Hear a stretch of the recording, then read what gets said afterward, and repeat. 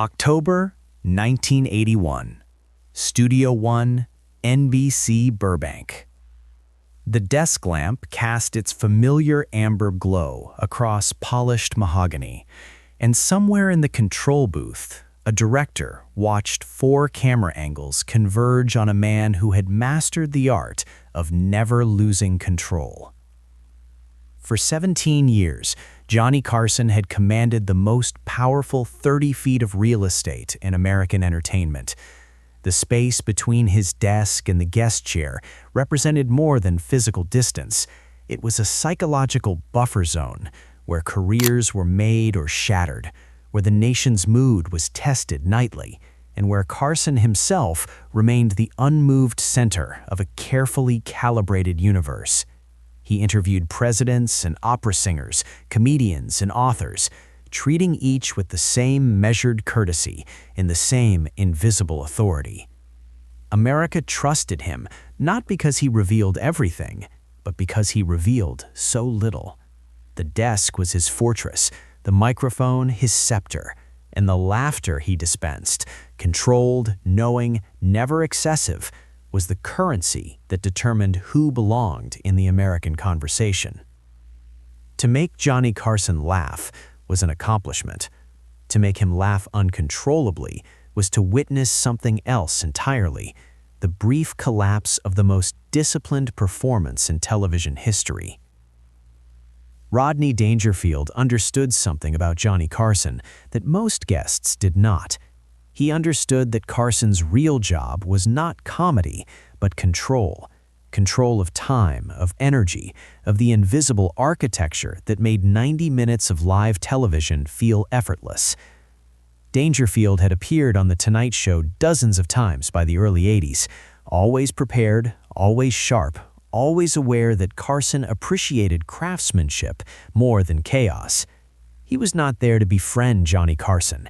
He was there to do his job so well that Carson could do his job, which was to make the transaction look like friendship.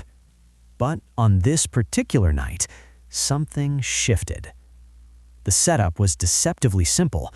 Dangerfield walked out in his trademark black suit, tie loosened just enough to suggest perpetual defeat, and began the familiar litany of grievances that had become his signature. His wife, his doctor, his childhood. Each punchline a small act of self-immolation delivered with impeccable timing. Carson smiled. The audience laughed. The rhythms were comfortable, professional, known. Then, Dangerfield pivoted. He began describing a recent visit to his psychiatrist, building the story with the precision of a carpenter assembling a structure he had built 1,000 times before. The premise turned on the therapist's advice about self-image, about finding one single thing Dangerfield could respect about himself. The pause before the punchline stretched just long enough for the audience to lean forward, for Carson to tilt his head slightly, a signal to the room that he was listening, that he had given permission for whatever came next. So I'm standing there, looking in the mirror, trying to find something I like about myself. I look at my face, nothing. My body, nothing. Finally, I look down and I say, well, at least my shoes are nice. Then I realize they're on the wrong feet. The laugh that came from Johnny Carson was not the controlled chuckle he deployed 100 times a night. It was something unguarded, something that seemed to surprise him as much as it surprised the audience. His shoulders shook. He leaned back in his chair, then forward again, one hand bracing against the desk as if the furniture itself might betray him. The laughter kept coming, each wave stronger than the last, until Carson's face disappeared below the desk line, and for one astonishing moment, the king of late night was no longer visible. He had slid partially off his chair, overcome by something he could not manage or moderate. The audience erupted not just because Dangerfield had delivered a perfect joke, but because they were witnessing a breach in the system. They were seeing Johnny Carson, the man who had interviewed Richard Nixon and Bob Hope and Frank Sinatra without ever losing his composure, reduced to helplessness by 2 minutes of expertly crafted absurdity. When Carson finally resurfaced, his eyes were wet, his breathing uneven. He waved one hand as if trying to physically push the laughter away, to reassemble the professional armor that had momentarily failed him. Dangerfield stood at the mark beside the guest chair, hands in his pockets, tie still crooked, watching Carson with the satisfied expression of a craftsman who had just demonstrated his mastery to the one person whose approval actually mattered. What the audience did not see, what only the crew and the control booth witnessed, was the calculus that made such moments possible. Carson worked with a set of internal measurements invisible to viewers, but omnipresent to everyone who worked with him. He knew how much laughter a joke deserved, how long a story could run before it lost momentum, when to interrupt and when to let silence do the work. He was not merely hosting a television program, he was conducting a nightly experiment in national temperament, testing how much sincerity the culture could tolerate, how much cynicism, how much hope. His laughter was not spontaneous, it was editorial judgment rendered in real time. Except when it wasn't. Dangerfield had bypassed every defense Carson possessed, not through ambush, but through excellence. The joke was too well constructed to resist, the timing too precise to deflect. It was a reminder that beneath the discipline and the professionalism and the decades of performing 30 feet from a live audience, Johnny Carson was still vulnerable to the thing he had spent his entire career delivering, a perfect joke. The desk, which had always represented Carson's control, now held a different meaning. It was the object that kept him upright when his own body nearly failed him. It was the physical manifestation of the invisible structure that made The Tonight Show function. The idea that someone, somewhere, was in charge, that the chaos of live television could be managed, that America could trust the man behind the curtain because he never let them see behind it. But for 90 seconds on an autumn night in Burbank, the curtain lifted, and what the audience saw was not a calculation or a performance, but a man laughing because he could not help it. By the mid-'80s, Johnny Carson's power in American culture had become so normalized that it was nearly invisible. An appearance on The Tonight Show could revive a fading film career, launch a comedian from obscurity to stardom, or determine whether a book became a bestseller. Presidents sought his approval not through formal interviews, but through the monologue. If Carson joked about a policy gently, it survived. If he joked about it repeatedly, it became a liability. He was not elected, not appointed, and not beholden to any constituency, except the audience that tuned in every night, treating his presence as a ritual of American normalcy. Carson's authority derived not from what he said, but from what he did not say. He was liberal enough to make Richard Nixon uncomfortable, and conservative enough to never alienate Middle America. He mocked pretension, but respected craft. He was famous, but not a celebrity in the modern sense. He granted almost no interviews, avoided scandal with monastic discipline, and disappeared between tapings as if he existed only in the 30 minutes the cameras were recording. This restraint was itself a form of power. The less America knew about Johnny Carson the person, the more they trusted Johnny Carson the host. Rodney Dangerfield represented something different.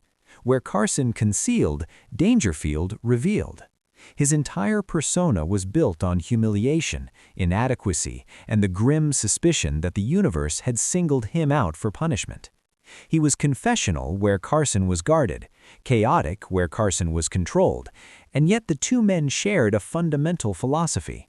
The audience could sense dishonesty. Dangerfield's joke worked not because it was outrageous, but because it was truthful.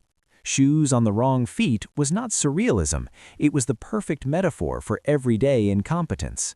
And Carson's laughter was not a betrayal of his professional discipline, it was proof that the discipline had always been in service of something real. He was not pretending to find things funny, he was controlling how much he allowed the audience to see. The Tonight Show operated under a set of unspoken rules that governed not just Carson, but every guest who walked through the curtain. You did not promote products unless invited. You did not dominate the conversation. You did not treat the desk as a confessional or a soapbox. You did not, under any circumstances, make Johnny Carson uncomfortable, because if you did, the cameras might still be recording, but the audience would feel the chill, and your career would bear the consequences. These rules were never written down.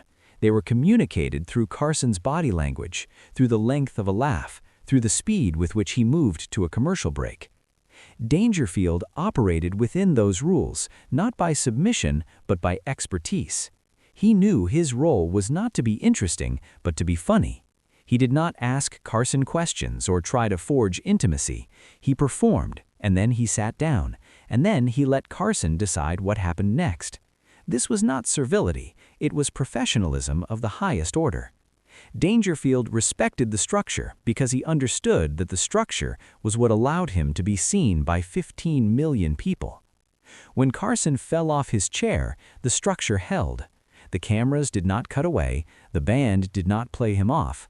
The audience did not sense chaos, they sensed a rare gift, the kind of moment that could only happen live, that could not be scripted or predicted or replicated.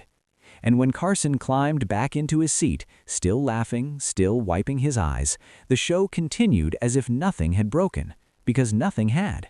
The machinery of The Tonight Show was designed to withstand even the temporary collapse of its architect. In the years that followed, the clip circulated in the gray market of television nostalgia, taped off air, copied onto VHS, traded among comedy fans who understood they were watching something more than a joke landing. They were watching the limits of performance, the moment when discipline gave way to something involuntary and therefore true.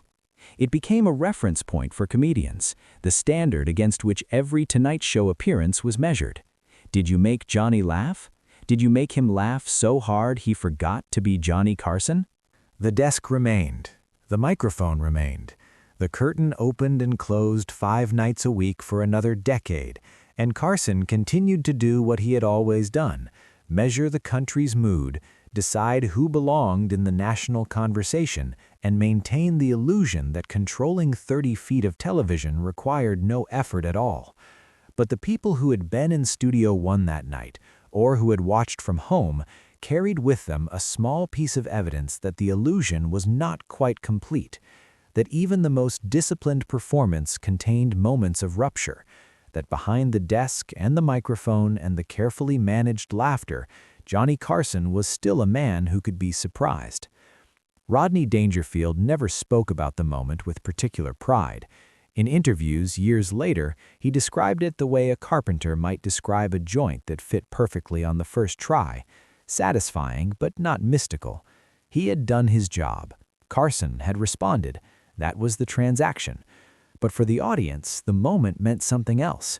It meant that live television, even in its most controlled form, could still produce the unexpected.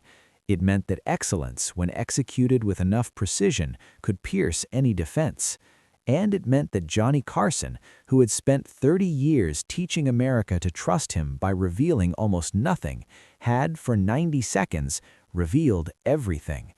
The lamp still glowed amber, the applause sign still blinked red, and somewhere in Burbank the cameras rolled on, recording the next joke, the next guest, the next small negotiation between performance and truth that defined a generation's understanding of what it meant to be seen.